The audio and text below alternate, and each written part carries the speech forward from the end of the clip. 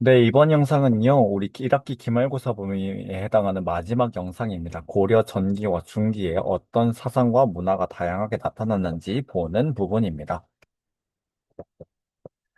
그래서 이번 영상에서는요, 고려의 종교와 학문을 네 가지 영역으로 나눠서 보도록 할 겁니다. 불교, 도교, 풍수지리, 유교 순서로 보도록 할 건데요. 먼저 불교입니다. 고려 초기에는요, 신라 하대의 연장선상에서 선종이 굉장히 발달했습니다. 그런 상황에서 교종보다 선종이 좀 더 우세했고요. 태조 왕건은 훈요 10조에서 연등회와 팔관회를 성실하게 열라고 했었죠. 바로 훈육십자 제1조에 보면 고려는 부처님의 힘으로 나라를 세웠기 때문에 불교를 잘 믿어라라고 얘기하고 있는데 그 연장선상에서 연등회와 팔관회를 성실하게 열라고 했습니다. 이는 후삼국을 통일한 직후에 백성들의 어려운 마음을 이런 불교 행사를 통해서 어루만져 주기 위함이었는데요. 하지만 이런 연등회와 팔관에는 최승로의 건의에 따라서 성종 때 재정이 낭비된다는 이유로 축소되었지요. 자, 그러다가 이제 광종 때는요, 과거제를 실시하는 과정에서 승과가 설치되기도 했고요.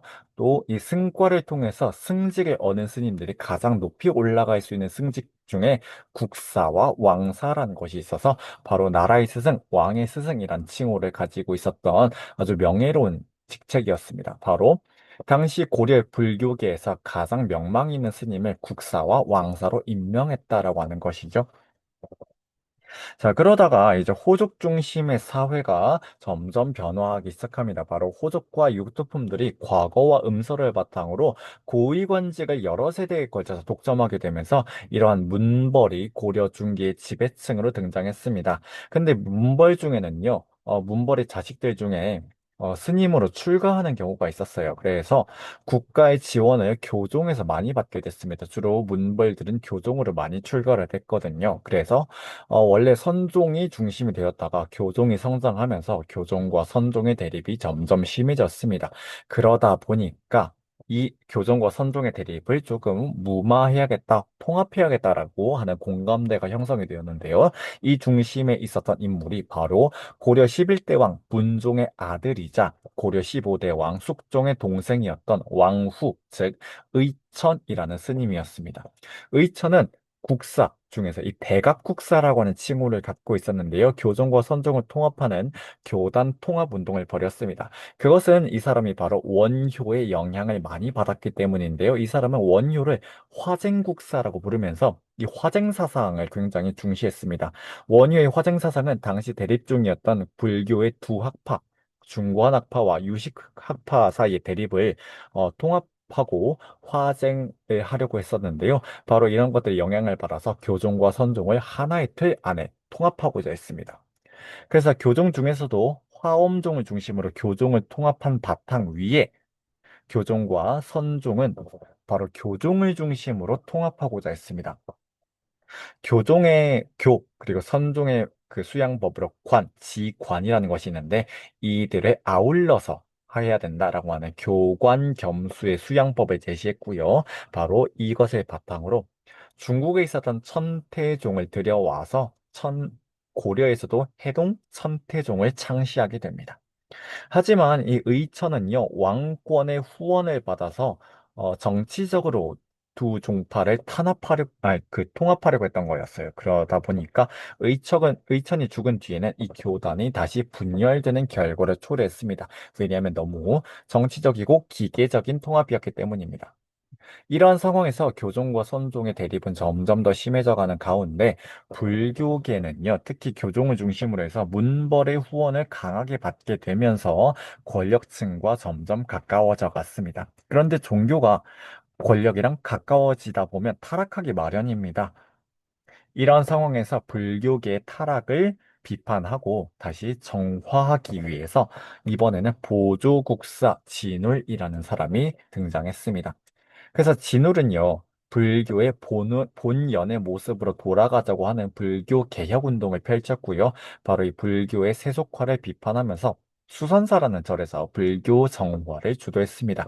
근데 이 사람은 의천의 교단 통합에 참여하지 않은 선종이었던 바로 조계종을 중심으로 이 불교 개혁을 이끌어 나갔고요. 조계종은 결국 선종불교였기 때문에 이 선종을 중심으로 교종을 포용하는 방향으로 어, 불교 개혁 운동을 이끌어 나갔습니다. 그래서 선종의 수양법과 교종의 수양법을 같이 아울러야 한다고 하면 정혜쌍수의 수양법을 강조했고요. 이러한 바탕 위에서 한번 부처로서의 마음을 깨달은 뒤에는 점점 점진적으로 수양해야 한다라고 하는 돈오점수의 방법도 강조했습니다. 자, 이렇게 불교계에서는 나름대로 통합운동이 벌어지는 가운데 고려의 도교는요, 왕실 등 지배층 사이에서 유행했습니다. 그래서 국가의 안녕과 왕실의 번영을 기원했고요. 풍수지리설은요, 바로 태조의 훈요 10주에 보면 도선의 풍수 사상에 근거해서 사찰을 지으라고 강조하고 있습니다. 그런데 고려 중기로 접어들수록 고려 수도였었던 개경이 수도로서의 역할을 다 했다라고 하는 이런 풍수 도참 사상이 나타나기 시작했습니다.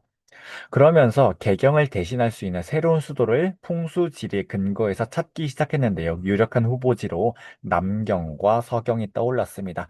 남경은 풍수사였던 김위재란 사람이 새로운 수도로서 한양이 어, 주목받고 있고 한양이 바로 고려 숙종 때부터 남경으로 떠오르면서 고려의 삼경이 개경, 서경, 동경에서 개경, 서경, 남경으로 바뀌는 그 배경에 바로 이 풍수 지리설이 있습니다. 그리고 고려 인종 때 이렇게 되면 이제 개경을 대체할 수 있는 새로운 수도로서 서경이 떠오르게 되었죠. 그래서 묘청은 서경 천도로는 주장하면서 서경으로 수도를 옮길 것을 강조했습니다. 마지막으로 유교입니다. 유교는요, 통치 체제 정비를 위해서 굉장히 강조되었는데요. 광종 때는 쌍기라는 사람의 건의를 받아들여서 과거제를 실시하기도 했고요. 성종 때는 바로 육두품 출신의 유학자 최승로가 시무 28조를 제시하면서 불교와 유교의 역할이 다르다라고 얘기를 했었죠. 이에 따르면 불교는 수신, 즉 개인의 마음을 갈고 닦는 종교이고 유교는 시국, 즉 나라를 다스리는 방법이자 사상이니 나라를 다스리는 데는 유교 정치 사상에 근거하는 것이 훨씬 유용하다라고 했습니다. 그러면서 여러 제도를 정비해야 되고 특히 지방에 있는 호족들을 다스리기 위해서 백성들을 잘 돌보기 위해서는 외관, 즉 지방관을 파견해야 한다라고 주장했습니다. 이런 분위기 속에서 유교를 가르치기 위한 학교도 성종 때 만들어지기 시작해요. 개경에는 국자감이, 지방에는 향교가 이제 12목을 비롯한 지방의 주요 지역에 설치되었습니다. 그런데 고려 중기에 서서히 문벌 사회가 형성이 되면서 분위기가 점점 바뀌게 돼요. 문벌 가운데는 과거 시험을 주관했었던 사람들이 있었는데 이 사람들이 관료에서 퇴직하고 난 뒤에 학교를 세우는 사람들이 있었습니다. 그래서 이 최충을 비롯한 이런 일단의 유학자들은요, 사립학교였던 사학을 세워서 이곳에서 유교를 가르쳤는데요.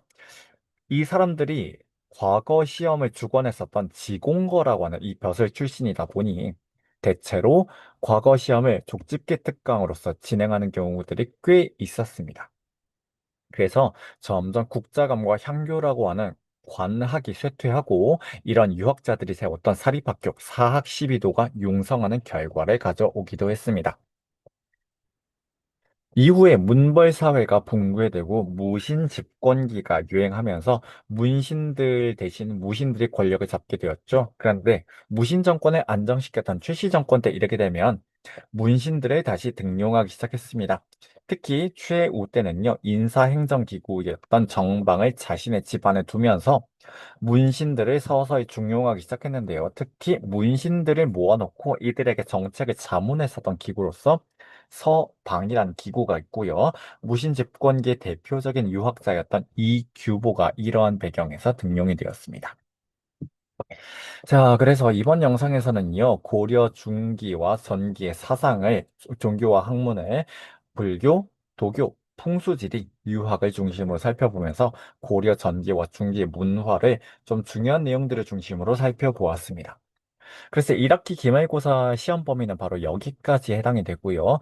1학기 기말고사 시험 준비를 이런 영상, 그 선생님이 올려놓은 영상들을 잘 보면서 잘 준비하면 좋은 성적을 거둘 수 있을 겁니다. 자, 그럼 고생했고요. 시험 잘 준비하시길 바랍니다.